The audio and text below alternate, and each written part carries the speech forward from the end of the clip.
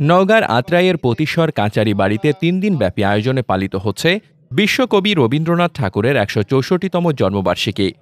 নওগাঁ জেলা প্রতিনিধি আব্দুল মজিদ মল্লিকের প্রতিবেদনে থাকছে বিস্তারিত। বৃহস্পতিবার বিকেলে সংস্কৃতি বিষয়ক মন্ত্রণালয়ের সহযোগিতায় জেলা প্রশাসনের আয়োজনে অনুষ্ঠানের উদ্বোধন করেন রাজশাহী বিভাগীয় কমিশনার খন্দকার আজিম আহমেদ এনডিসি। তিনি বেলুন ও ফেস্টুন উড়িয়ে কর্মসূচির আনুষ্ঠানিক সূচনা করেন। পরে কাচারি বাড়ির দেবেন্দ্র মঞ্চে জেলা প্রশাসক মোহাম্মদ আব্দুল আউয়ালের সভাপতিত্বে এক আলোচনা সভা অনুষ্ঠিত হয়।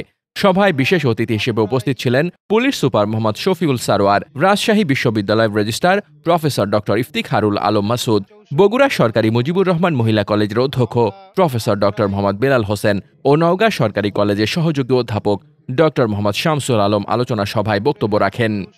সরকারিভাবে ৩ দিনব্যাপী আয়োজন চললেও স্থানীয়ভাবে রবীন্দ্র উৎসব আরও কয়েকদিন চলবে। এ উপলক্ষে পতিশ্বর কাচারি বাড়িতে বসেছে গ্রামীণ রবীন্দ্র মেলা। কবিগুরুর জন্মবার্ষিকী উদযাপনকে কেন্দ্র করে স্থানীয় বাড়িতে উৎসবের আমেজ বিরাজ করছে।